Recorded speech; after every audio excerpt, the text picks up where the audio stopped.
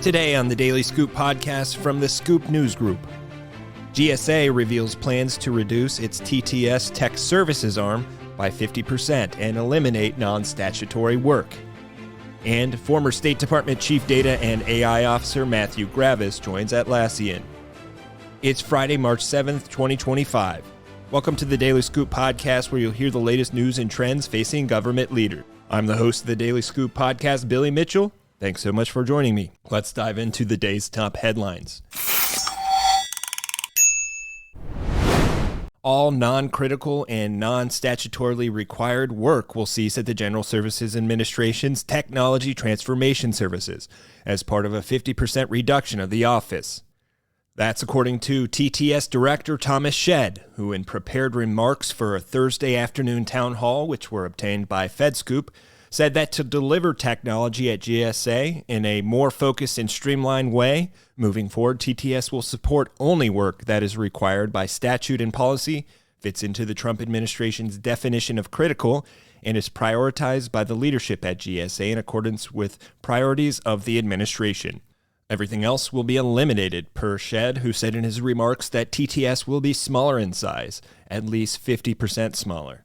Additionally, any contracts that support the work that falls outside of the established bounds will be terminated, and any job functions that are deemed non-essential will be cut.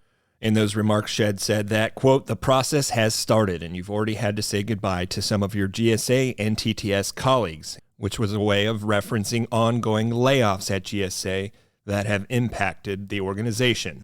The TTS director continued saying, quote, "I will also note that to get towards our target reduction number, even if a product is noted as continuing, it doesn't mean that team won't see a reduction."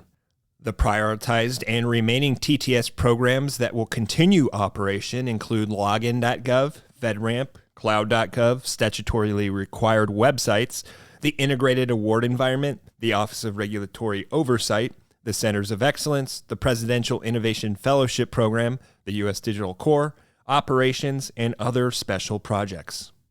In other news, Australian-based software company Atlassian has tapped Matthew Graviss to be its first public sector chief technology officer following his recent departure as the State Department's top data and AI official. Although the role starts a new private sector chapter in Graviss's career, being the first person to establish a newly created position is familiar ground for him. During his time in federal government, Graviss was the first ever chief data officer at both the State Department and the Department of Homeland Security's U.S. Citizenship and Immigration Services. In an interview with FedScoop, Graviss said his role at Atlassian is an extension of the experience in that he'll again be codifying the responsibilities of the job, showing value, and solving customer problems. Regardless of whether his role is in or out of the government, Graviss said, quote, "The delivery of better goods and services to citizens is contingent upon an ecosystem of government employees, service providers, and solution providers." Graviss joins Atlassian after nearly 4.5 years as the Chief Data Officer and Chief AI Officer at the State Department and a combined 17 years in federal government.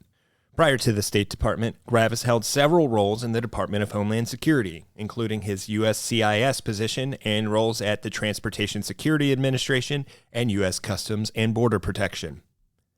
For more news at the intersection of the federal government and technology, make sure to visit fedscoop.com.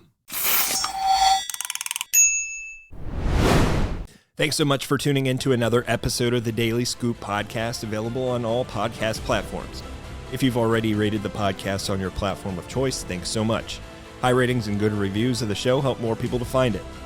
The Daily Scoop podcast is a production of the Scoop News Group in Washington, D.C. Adam Butler and Carlin Fisher help put the show together, and the entire Scoop News Group team contributes. We'll be back next week with more top headlines. Until then, I'm your host, Billy Mitchell. Thanks as always for listening.